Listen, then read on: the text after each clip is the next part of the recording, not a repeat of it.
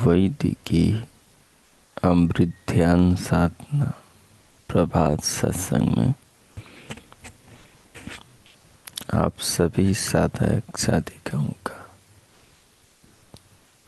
उपासक उपासिकाओं का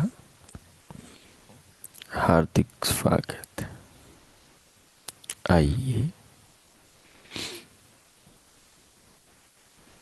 पूर्व की भांति आज के ब्रह्म मुहूर्त में, आज की ब्रह्म वेला में भी हम उन महान प्रभु पार ब्रह्म परमेश्वर के महान दिव्य स्वरूप अनंत गुण कर्म स्वभाव का, उनकी साक्षात कृपाओं का, उनकी व्यवस्थाओं का, जगत में जीवन में शरीर में काम कर रहे उनके दिव्य नियमों का अवलोकन करें, उन्हें महसूस करें। जिन नियमों से, व्यवस्थाओं से, उनके बनाए पदार्थों से हमारा संपूर्ण जीवन, हमारी चेतना, हमारा आत्मा ओतप्रोत है। सारी सृष्टि, पूरा ब्रह्मांड, संपूर्ण विश्व में जिस विधाता के, जिस दिव्य महान विश्वव्यापी चेतना परमात्मा के नाना नियम सर्वत्र पूरे जगत को, जगत की वस्तु मात्र को धारण कर रहे हैं। ये जो विशाल पृथ्वीलोक भूमंडल है, ये जो विशाल अंतरिक्ष में चमकते फिदकते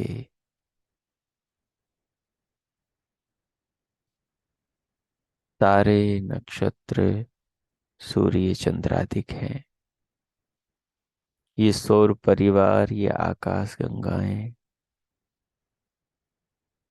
ये पंखों के बल पर उड़ते आकाश में नभ में विचरण करने वाले पक्षीगण,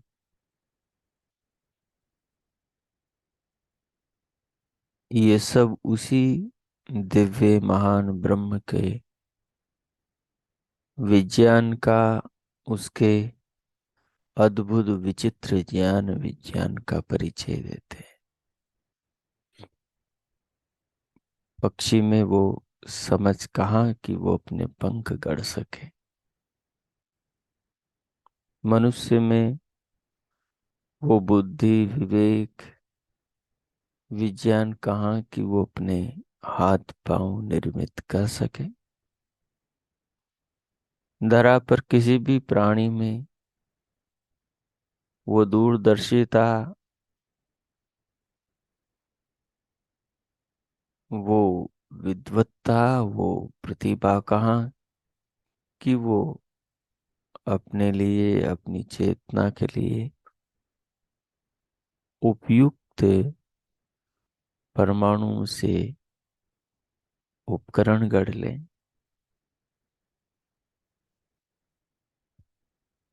जिन परमाणु से मनुष्य का कभी नाता सीधा सीधा पड़ता ही नहीं, जिनको कभी उसने देखा नहीं, न देख सकता है, उन्हीं परमाणु से क्रमशः उनके संघात से मिल मिलकर बनने वाली वस्तुओं के बीच मनुष्य का पूरा जीवन बीतता है।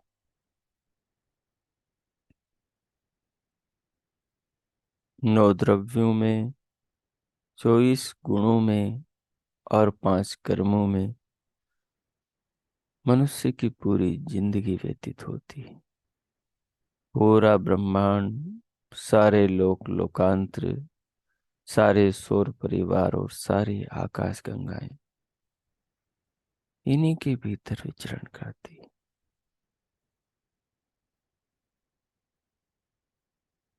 इनमें से एक भी मनुष्य के हाथ की वस्तु नहीं। न पृथ्वी, न जल, न अग्नि, न वायु, न आकाश, न दिशा, न काल, न मन, न आत्मा।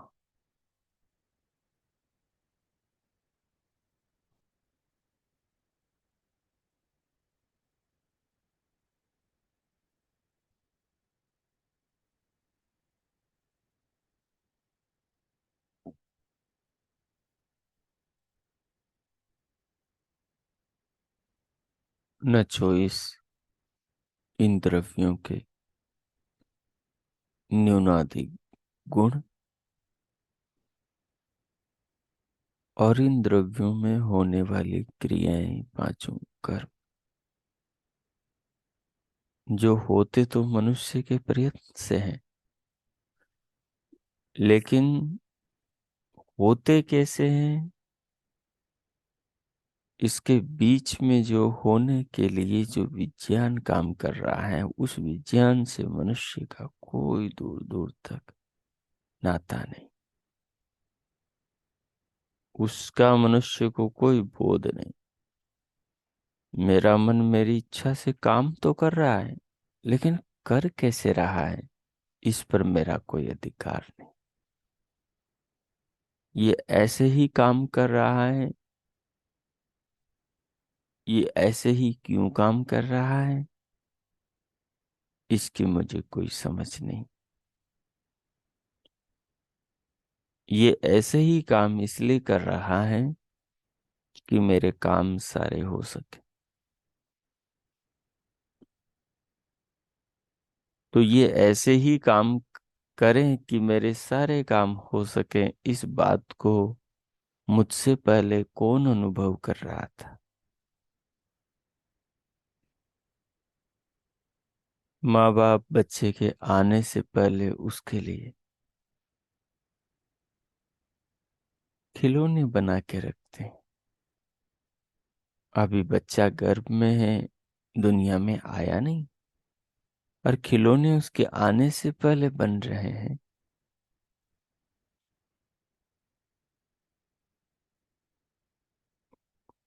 कपड़े उसके आने से पहले बुने जा रहे हैं, गुथे जा रहे हैं।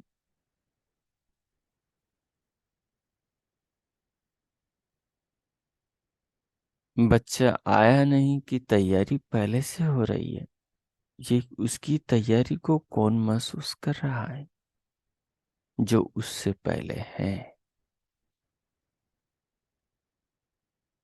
अभी आत्मा प्रलय में है। प्रलय में कोई संसार, कोई दुनिया नहीं, कोई चांद नहीं, कोई सूरज नहीं, कोई आकाश नहीं, कोई पाताल नहीं, कोई पृथ्वी, जल, अग्नि, वायु नहीं, कोई पेड़ नहीं, कोई पौधा नहीं, कोई सागर नहीं, कोई नदियां नहीं, कोई पहाड़ पर्वत नहीं, कुछ भी नहीं। आत्मा को शरीर चाहिए, इस बात को कौन अनुभव कर रहा है? शरीर चाहिए तो धरती चाहिए, शरीर चाहिए तो पानी चाहिए, शरीर चाहिए तो अग्नि, वायु, आकाश चाहिए। कौन अनुभव कर रहा है?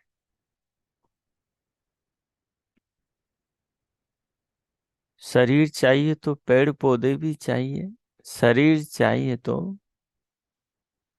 दिन रात भी चाहिए, शरीर चाहिए तो सुबह शाम भी चाहिए। शरीर चाहिए तो सप्ताह, महीना, पखवाड़ा भी चाहिए। शरीर चाहिए तो साल भी चाहिए, संवत्सर भी चाहिए। शरीर चाहिए तो जवानी भी चाहिए, बुढ़ापा भी चाहिए, जन्म भी चाहिए, मृत्यु भी होनी चाहिए। कौन महसूस कर रहा है? शरीर चाहिए तो शरीरों से शरीर पैदा हो सके, ऐसी व्यवस्था भी चाहिए।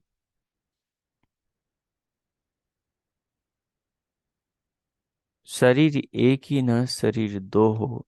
एक शरीर स्त्री का, एक शरीर पुरुष का, एक नर हो उनमें, एक मादा हो उनमें, दोनों से नए शरीर पैदा हो सके। ये कौन अनुभव कर रहा है? वो आत्माएं तो नहीं जो अभी संसार में आई नहीं। वो आत्माएं तो नहीं जो अनंत अंधकार में और परम परमाणु से भरे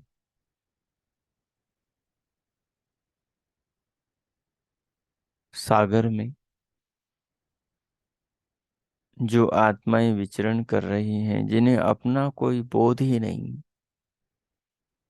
वो हैं लेकिन उन्हें अपनी कोई समझ नहीं, क्योंकि उनके पास वो ज्ञान नहीं कि वो है जिससे वो जान सके। वो दर्पण नहीं कि अपना चेहरा देख सके। अब बंदर कभी चेहरा नहीं देखता, क्योंकि उसे वो समझ है ही नहीं।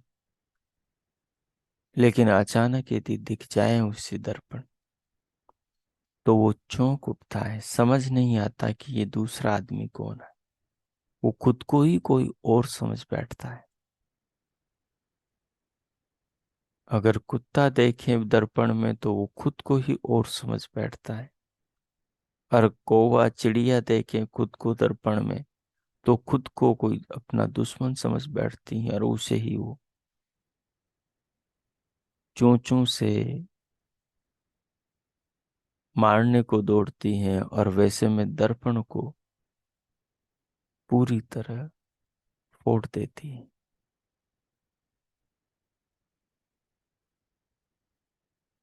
इसका सीधा सीधा अर्थ है कि उन्हें ये अकल ही नहीं, उन्हें ये पता ही नहीं कि ये दिखाई दे रहा वो खुद है। अगर मनुष्य को भी 20 साल बाद में अचानक दर्पण तोप दे और 20 साल तक दर्पण देखा ना हो, और उसे ठीक सी शिक्षाएं दी ना हो, उसकी बुद्धि को, उसके दिमाग को विकसित किया ना हो ज्ञान विज्ञान से, तो वो भी पागल हो उठे दर्पण देखकर पहली बार कि ये कौन आदमी है इसमें।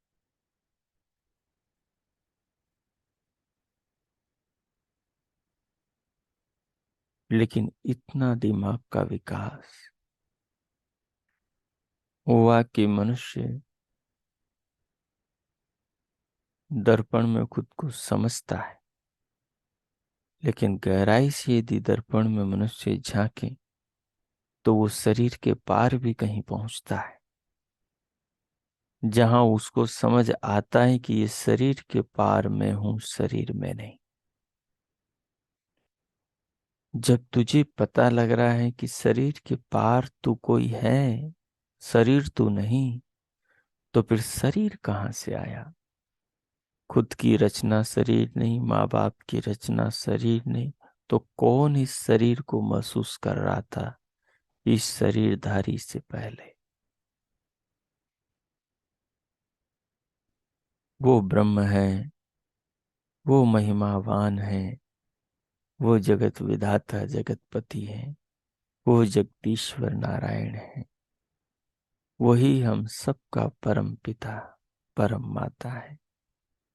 वही परम पूज्य, परम आराध्य, परम उपास्य है। जो उसका भजन करता है उसका जीवन सफल हो जाता है। जो उस सार को समझता है वो जीवन के इस संसार रूपी भवसागर से पार हो जाता है। उसको वो उतार देता है। इसलिए हम तत्व को समझें कि जब हम नहीं थे तब हमारे लिए कौन सोचता था, और आज हम हैं, हमारे कल के लिए कौन सोच रहा है। जो हमारे अगले पल के लिए, हमारे अगले कल के लिए सोच रहा है, वही हमारे संसार में आने से पहले हमारे संसार में लाने के लिए सोच रहा था। इन छोटे नन्हे बिंदुओं पर दृष्टि डालेंगे तो भगवान पर भरोसा मजबूत होता चला जाए। इस प्रकार से ये ज्ञान के चक्षु विकसित होंगे कि परमात्मा से संबंधित सारा अंधेरा मिट जाएगा। इस ज्ञान की रोशनी में ऐसा उजाला होगा कि परमात्मा का वो अगोचर दिव्य रूप ज्ञान नेत्रों से यूं समझ में आएगा कि संसार में सर्वत्र उसे साधक अनुभव करने लगेगा। साधक उसे ज्ञान चक्षु से पाएगा। जब ये विचार करेगा कि मुझसे पहले कौन मेरे लिए इन सब चीजों को, मेरी आवश्यकताओं को अनुभव करता था।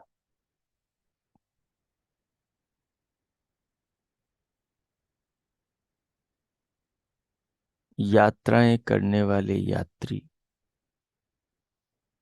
जिन साधनों में, ट्रेनों में, पानी के जहाजों में, बसों में,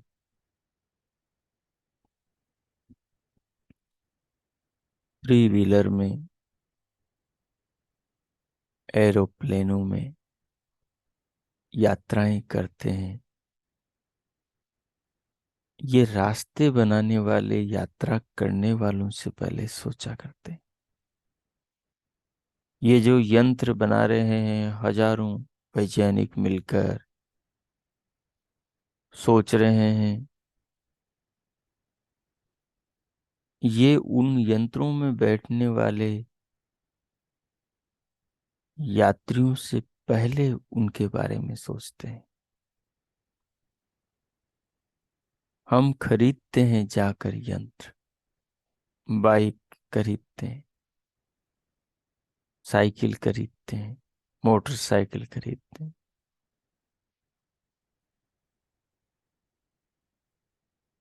हम अपने पैसे खर्च करते हैं, पैसों के बदले वाहन पाते हैं। हमारे कर्मों के फल खर्च होते हैं और कर्मों के फलों के बदले हमें शरीर मिलते हैं। पैसे के बदले हमें वाहन मिलता है। किसी वाहन के 70,000 लगते हैं तो किसी वाहन के 1 लाख, किसी के 1.5-2 लाख के, किसी के 10-20 लाख, तो किसी के 1-2 करोड़ लगते हैं, और किसी के 1-2 करोड़ से भी ज्यादा लगते हैं। एक साइकिल से, एक खिलौने से लेकर एरोप्लेन और पानी के जहाज, सबकी कीमत अलग अलग रुपयों से लेकर अरबों खरबों तक होती। सबकी कीमत अलग अलग है।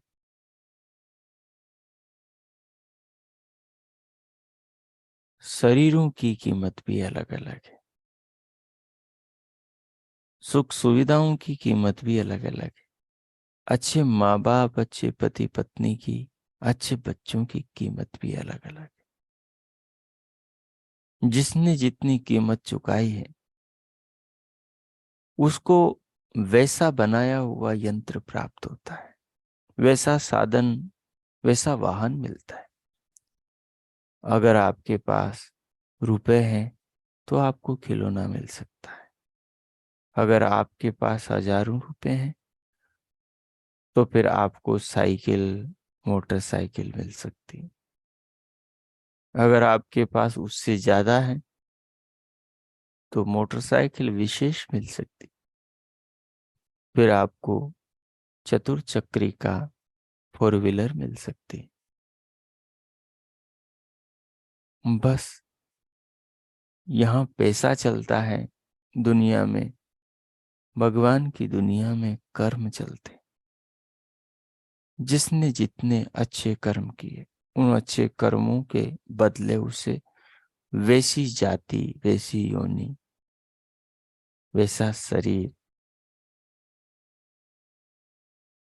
उतनी आयु और वैसे भोग, वैसे माँ बाप, वैसे पति पत्नी, वैसे बच्चे, वैसा माहौल, वैसा देश, वैसा वातावरण, वैसी बुद्धि, वैसे हाथ पांव, वैसी अकल, वैसे संस्कार, वैसी समझ, सब वैसे मिलेंगे। तो ये जो पैसों के बदले यंत्र देने वाले पहले से यंत्र बना रहे हैं कि जिसको जो चाहिए वो ले लेगा,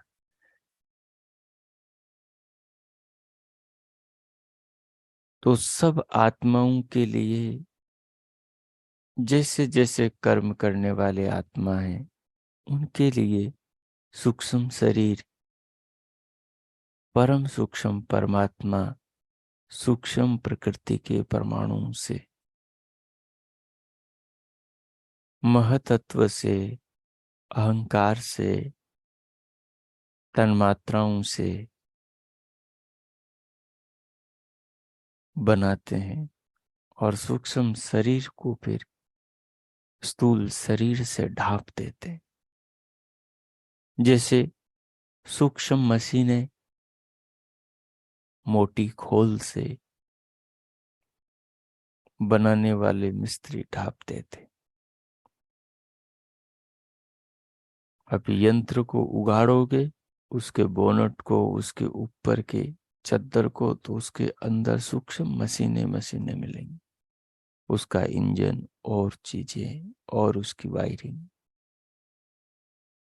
कोई भी फल है, उसको फल को ऊपर से खोलोगे, उसके छिलके को उतारोगे, तो उसके अंदर बीज मिलेंगे, गूदा मिलेगा, रस मिलेगा।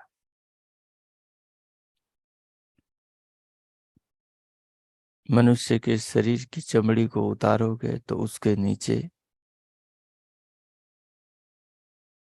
रस, रक्त, मांस, मज्जा, अस्थि, मेद, शुक्र, शोणित, सब क्रमशः एक के नीचे एक छिपा हुआ, और इनको उतारोगे तो अंदर सारे पुर्जे शरीर के अंग प्रत्यंग मिलेंगे। अर्थात सबको ढांप रखा है, सबको छिपा रखा है, सबके ऊपर से ऊपर कुछ उड़ा रखा है।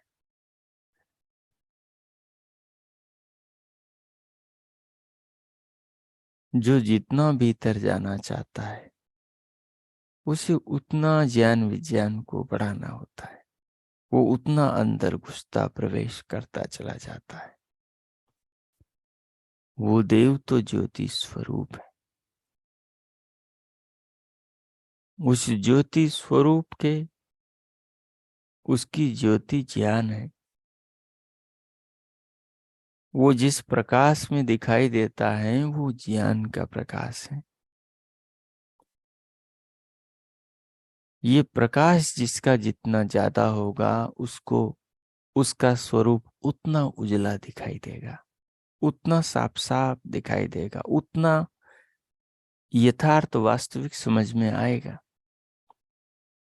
जिसका जितना ज्ञान होगा, भगवान को ज्योति स्वरूप कहा, यह एक तत्व की बात है। लेकिन बात ऐसी है कि समझने जैसी है। अगर इसे समझा न जाएगा तो काम उल्टा हो जाएगा। पाने की जगह, मंजिल पर पहुंचने की जगह मंजिल से भटक जाओगे। लोग कहते तो हैं कि भगवान ज्योति स्वरूप है। शास्त्रों ने कहा, स्वामी दयानंद सरस्वती ने कहा कि प्रभु तो ज्योति स्वरूप है, और लोग ये समझने बैठे कि हाँ, ज्योतियों की तरह वो कहीं जलता हुआ दिखाई देता है, वही परमात्मा है। लेकिन ज्योतियां तो सब जड़ है, वो तो सब भौतिक हैं, भौतिक प्रकाश वाली। जैसे लकड़ी जलती है तो उसका उजाला होता है, दीपक जलता है तो उसका उजाला होता है। लोग समझते हैं ऐसा उजाला ही परमात्मा है।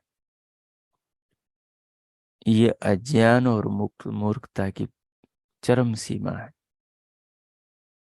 जब व्यक्ति का ज्ञान विज्ञान या बुद्धि काम नहीं कर रही हो, तो फिर वो ऐसी परिकल्पना कर लेता है कि हाँ, ज्योति स्वरूप का मतलब उजाले वाली चीज परमात्मा है।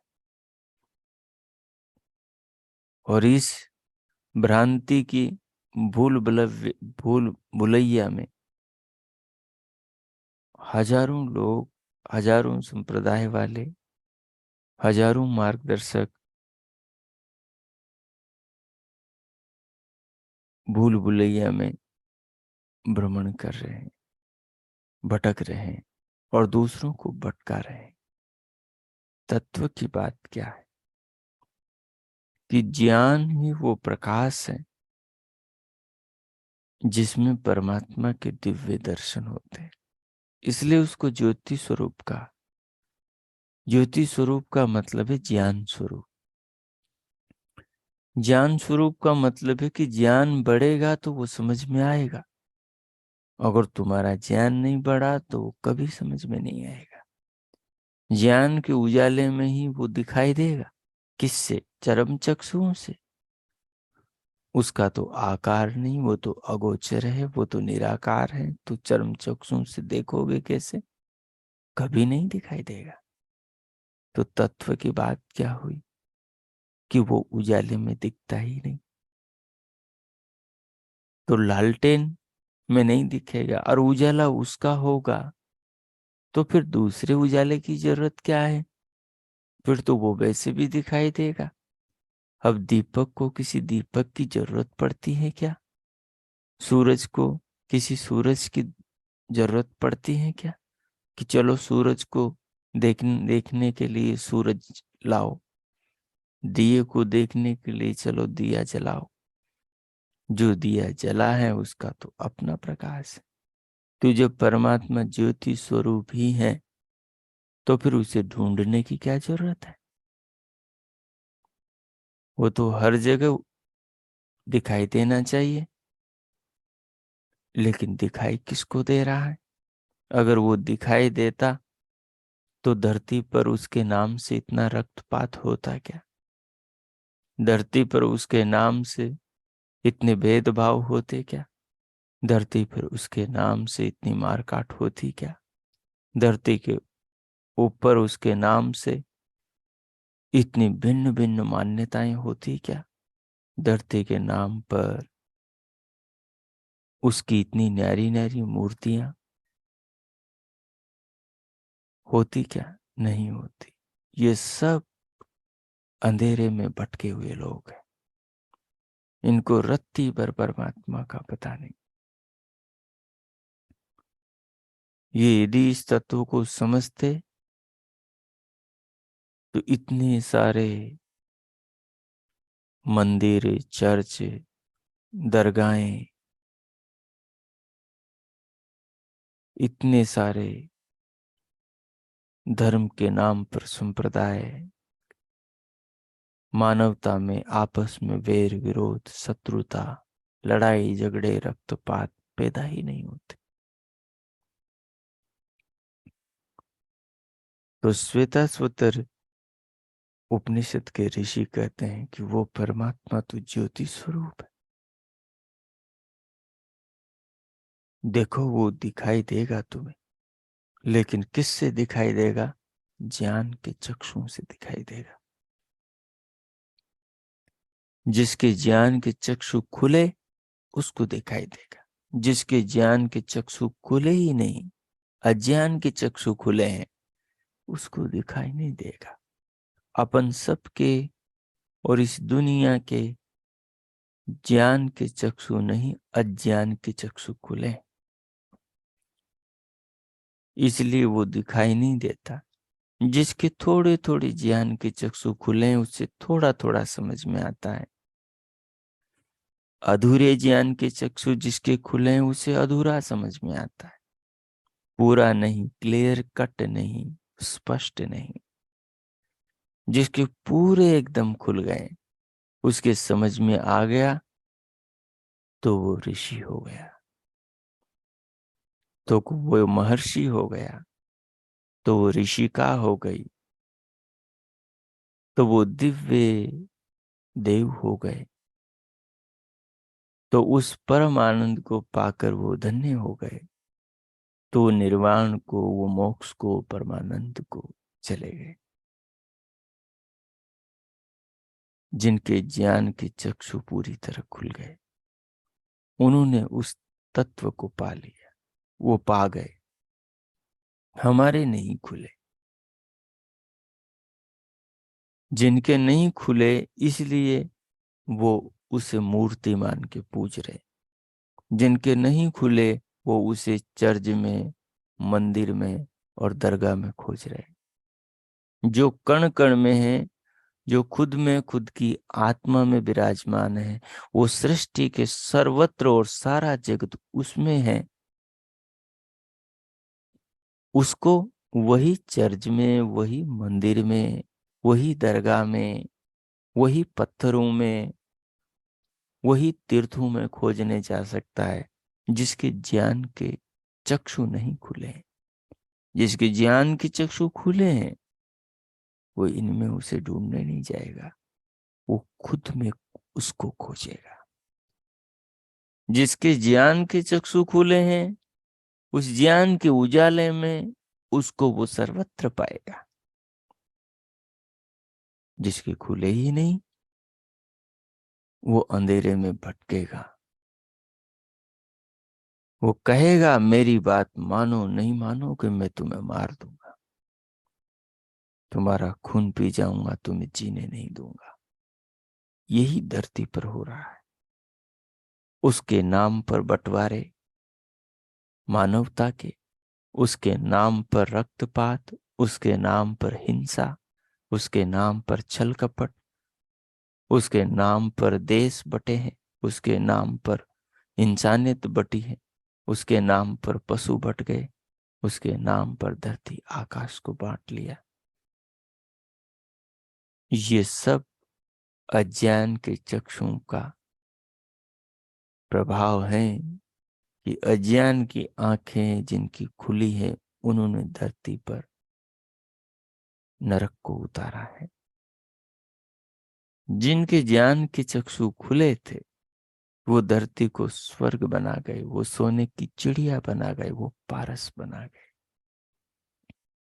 वो धरती को वसुधैव कुटुंबकम, एक परिवार में मोतियों की भांति एक माला में गुंथ गए। उन्होंने वेदों के, उन्होंने मानवता के, उन्होंने परमात्मा के ज्ञान को जगत में फैलाया। उन्होंने अपने पन के संदेशों को हृदय हृदय तक, मन मन तक, आत्मा आत्मा तक पहुंचाया। तो परमात्मा को ज्योति स्वरूप कहा। ये बात बहुत बड़ी है। ये बात इतनी बड़ी है कि इससे बड़ी कोई बात नहीं। ये तत्व इतना बड़ा तत्व है और इतना गूढ़ है, इतना रहस्य है, इतना छिपा हुआ है, इतना गुह्य है कि जो इसको समझेगा वो फिर सब कुछ समझ जाएगा कि परमात्मा ज्योति स्वरूप है। कैसे परमात्मा ज्योति स्वरूप है? साधकों को इस बात को पल्ले के गांठ बांध लेनी चाहिए। अगर वो सच में परमात्मा को जानना चाहते हैं तो परमात्मा ज्योति स्वरूप।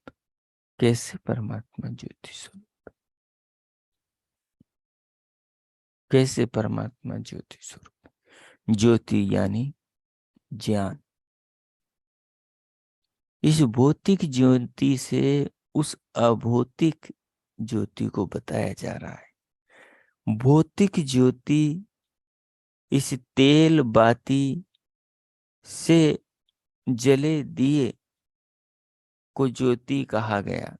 इस भौतिक ज्योति से उस अभौतिक ज्योति को समझाया जा रहा, जिससे सारे लोकांतर प्रकाशित हुए। जैसे दिए के उजाले में सारी रखी हुई चीजें दिखाई देती, वैसे ही ज्ञान के प्रकाश में सारा जगत, सारे पदार्थों के स्वरूप, उनके तत्व, उनके गुण कर्म स्वभाव सब समझ में आते हैं। दिए के उजाले में, सूर्य के प्रकाश में सब चीजें यथावत जानने में आती है। जो चीज वे जैसी है वो चीज वैसी समझ में आती है। ठीक यही तत्व की बात है कि ज्ञान के उजाले में ये जो दीपक है, ये यहाँ ज्ञान है। ये दीपक का प्रकाश है, ये ज्ञान का प्रकाश है। दीपक के प्रकाश उजाले में जैसे सब चीजें दिखाई देती हैं, सब चीजों के आकार प्रकार, उनके भेद, उनकी भिन्नता, उनके स्थान का पता चलता है।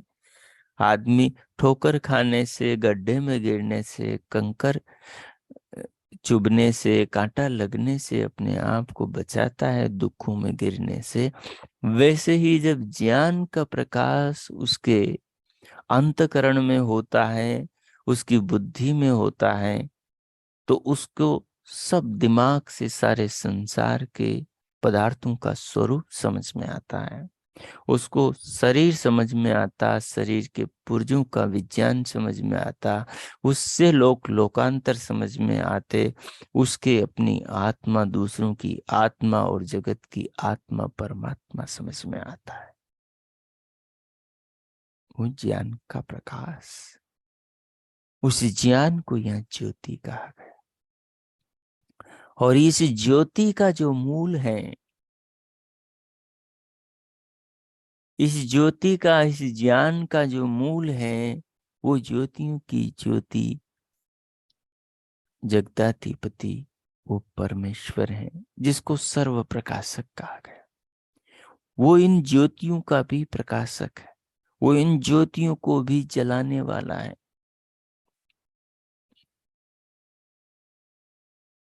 वो हर ज्योति को ज्योतित करने वाला है। एक सूर्य नहीं, ये तो अपने सौर परिवार का है। एक आकाश गंगा में तो करोड़ों सौर परिवार, करोड़ों सौर परिवारों में करोड़ों सूर्य हैं, करोड़ों ज्योतियां हैं। उन सारी ज्योतियों को जलाने वाला, उन ज्योतियों का निर्माता, उन ज्योतियों के तेल को, उन ज्योतियों की बातियों को और उन ज्योतियों के आधार को बनाने वाला, वो सर्वाधार ज्योतियों की ज्योति है। वो तत्व है, वो उसकी अपनी सत्ता है, उसका अपना व्यक्तित्व है। लेकिन वो व्यक्तित्व उसका कैसा है? महिमावान है। उसका स्वरूप कैसा है? निराकार निर्विकार है। वो सच्चिदानंद है, वो सत्य है, वो चेतन है और वह आनंद स्वरूप है। वो सर्वशक्तिमान है। सब काम वो अकेला अपने शक्ति से करता है। वो जगत का पिता, सबसे पहले सबके लिए सब कुछ व्यवस्थाएं करने वाला है। माँ बाप बच्चा पैदा करते हैं तो पहले घर भी बनाते, खाने पीने का जुगाड़ प्रबंध भी करते हैं, सब कुछ पहले करते हैं। फिर बाद में गर्भाधान संस्कार करके किसी आत्मा को धरती पर अपने गर्भ में उतारते हैं। तो जगत का निर्माता, वो विधाता ज्योति स्वरूप भगवान कैसा है कि इन आत्माओं को संसार में लाने से पहले इनके लिए सारा प्रबंध करने वाला है। जो अगले पल का, वो अगले कल का अनुभव करने वाला है, सारा प्रबंधन करने वाला है। जो इस तत्व को समझता है वो भगवान के ज्योति स्वरूप को समझ पाता है। वो भौतिक प्रकाश, वो भौतिक उजाला, वो भौतिक लालटेन या वो भौतिक वो सूर्य के जैसा नहीं जो कहीं खोपड़ी के अंदर दमक रहा और तुम कहो कि हमने आंखें बंद करके उसे देख लिया और अब हमें ईश्वर का साक्षात्कार हो गया। ऐसा नहीं। ज्योतियां तो देह में बहुत दमदमा रही। भ्रिकुटी में और ब्रह्मरंध्र में बहुत सारी ज्योतियां चमचमाती। ये जो दिव्य प्रकाश है, इस दिव्य प्रकाश में दौड़ती हुई, उछलती हुई, कूदती हुई, नृत्य करती हुई, आती हुई, जाती हुई बहुत सारी ज्योतियों के दर्शन होते हैं। लेकिन वो ज्योतियां अंतकरण की, वो ज्योतियां पदार्थों की, वो ज्योतियां इंद्रियों की, वो ज्योतियां मन की, बुद्धि की, चित्त की, वो ज्योतियां परमाणुओं के पुंज है, वो ज्योतियां इंद्रियों की शक्तियां, उनकी आभा है। न वो ज्योति परमात्मा है, न वो ज्योति आत्मा है। आत्मा और परमात्मा ज्योति अर्थात चेतना है। ज्योति अर्थात ज्ञान स्वरूप है। ज्ञान ही उनकी ज्योति है जिसके उजाले में वो समझ में आती है। तो उन्हें पाना है तो अपने ज्ञान को बढ़ाओ, उन्हें जानना है तो अपने ज्ञान को विकसित करो। तो वो जानने में, वो समझने में, वो अनुभव में आ जाएगी, दिव्य जगत में प्रवेश हो जाएगा, जीवन सफल हो जाएगा, जीवन महान बन जाएगा। ये तत्व समझने का है और इस पे बार बार विचार करने का है। अगला सूत्र, अगला श्लोक श्वेता स्वतर उपनिषद का, महान महर्षि मुनि श्वेता स्वतर का अद्भुत है, दिव्य है। न तत्र सूर्यो भाति न चंद्र तारकम, नेमा विद्युतो भान्ति कुतो अयम अग्निः, तमेव भान्तम अनुभाति सर्वम, तस्य भाषा सर्वविदम विभाति। अद्भुत श्लोक है। नैनों से बहते हुए मोती मुनि श्वेताश्वतर का धन्यवाद करना चाहते हैं कि कितने अद्भुत तत्व का उपदेश उन्होंने दो दो पंक्तियों के श्लोकों में दे दिया। यही तो ज्योतियों का प्रकाश है। इसी प्रकाश में तो परमात्मा समझ में आता है। इस श्लोक का एक एक पद, पद का पदार्थ और पदों का, पदार्थों का जो भाव है, वही तो ज्योति का प्रकाश है, ज्ञान की ज्योति का प्रकाश है। इसी प्रकाश, इसी उजाले में तो परमात्मा समझ में आता है। ये जो प्रकाश आ रहा है ज्ञान का, श्लोक के शब्दों, पदों के द्वारा, इस प्रकाश का जो केंद्र है,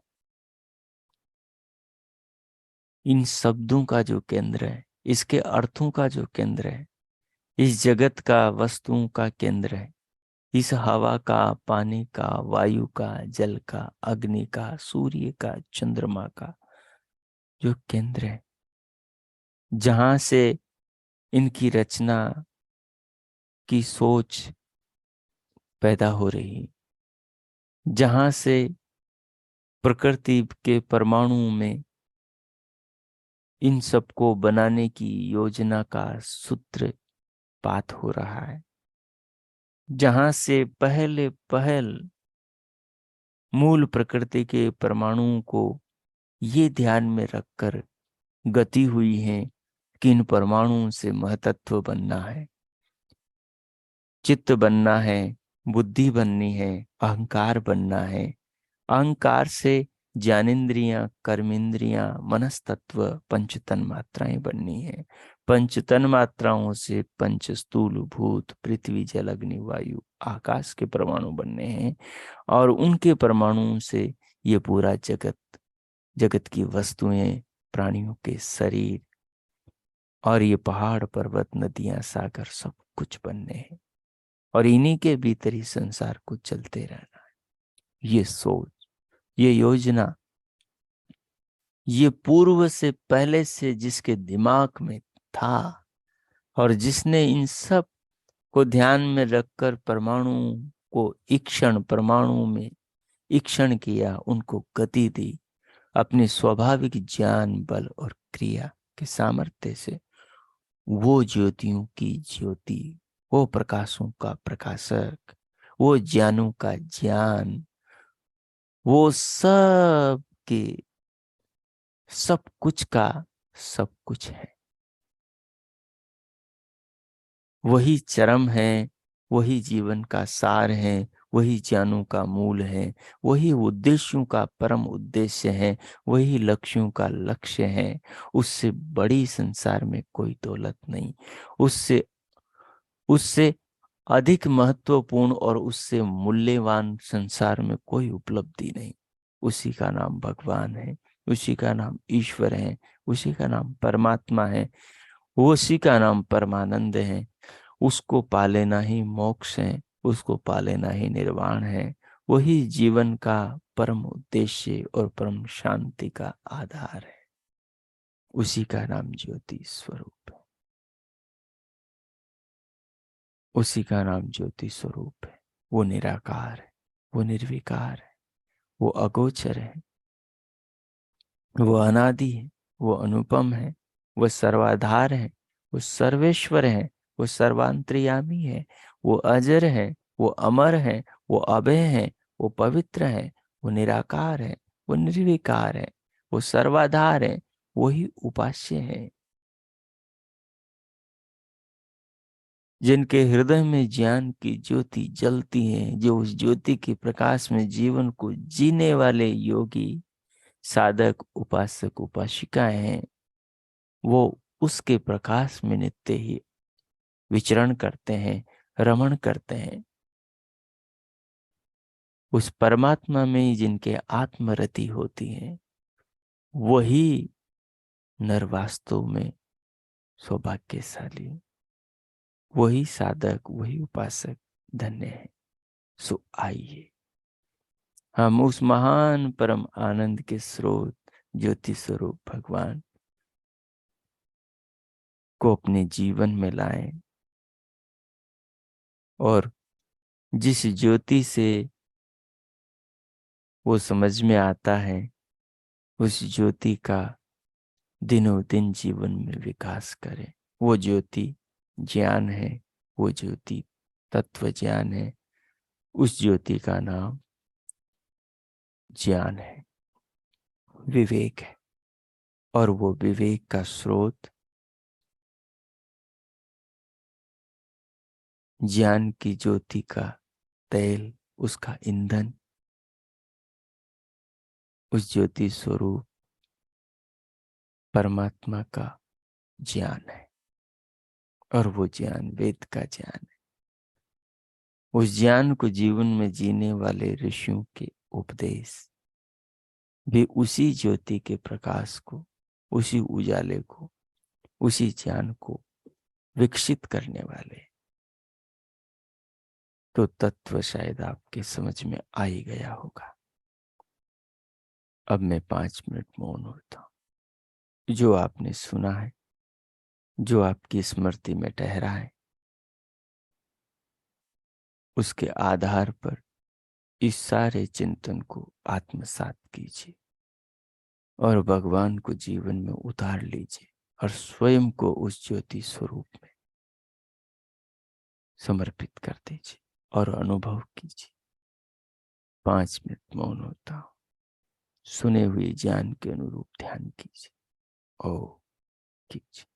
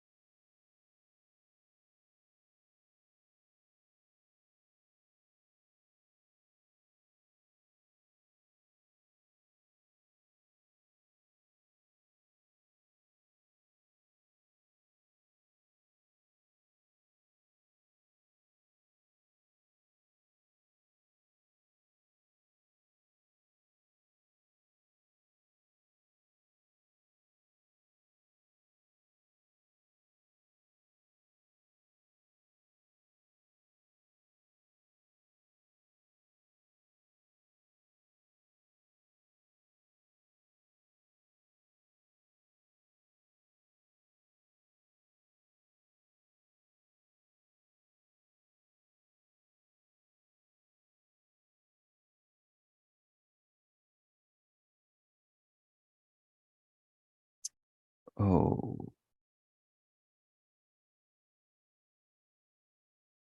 ओ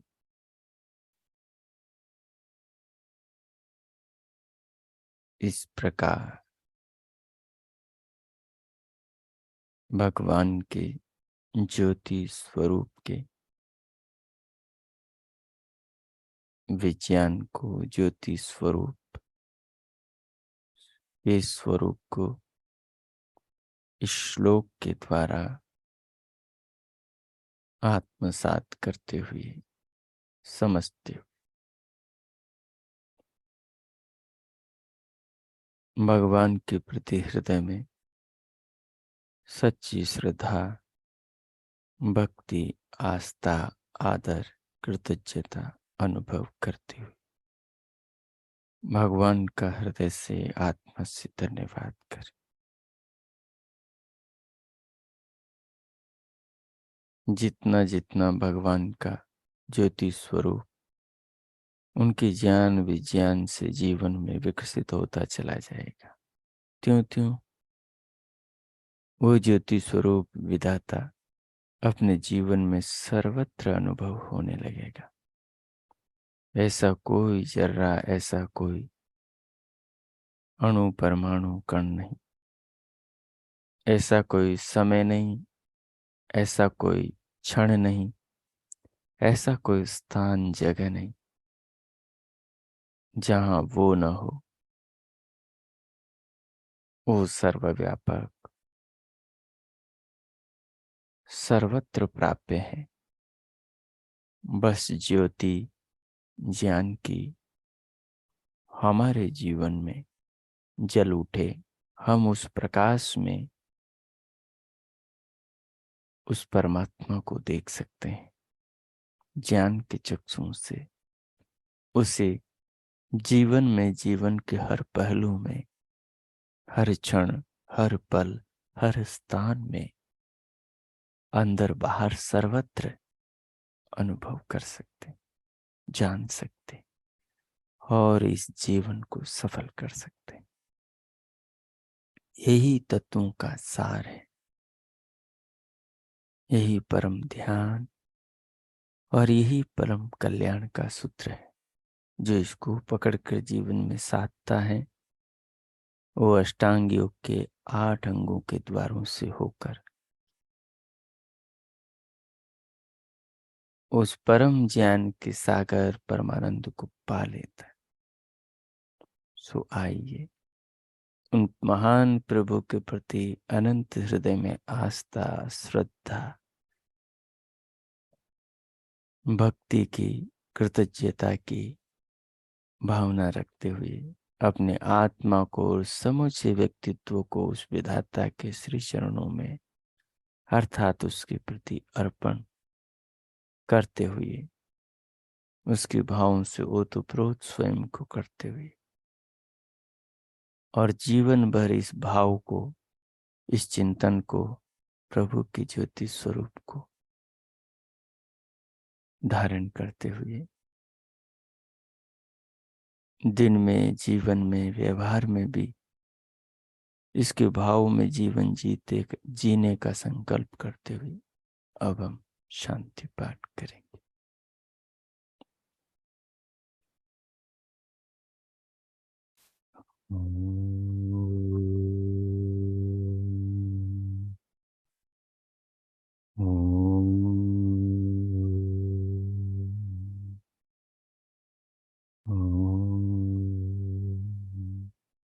शांति, शांति, शांति। ओम। आज का आप सबका दिन शुभ हो, मंगलमय हो। प्रभु सबका मंगल करे। सबके लिए परमात्मा से बहुत बहुत मंगल कामनाएं, शुभकामनाएं। इति ओम शम।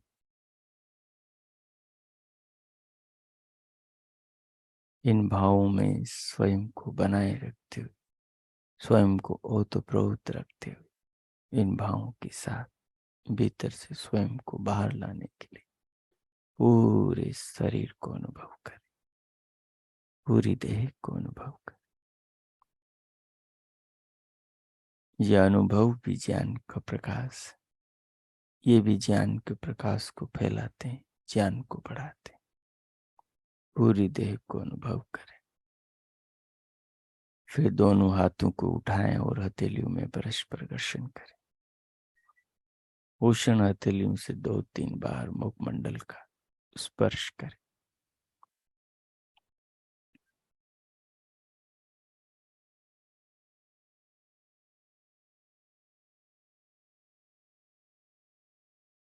फिर उंगलियों के मध्य से पलकें खोलते हुए भीतर से बाहर आए।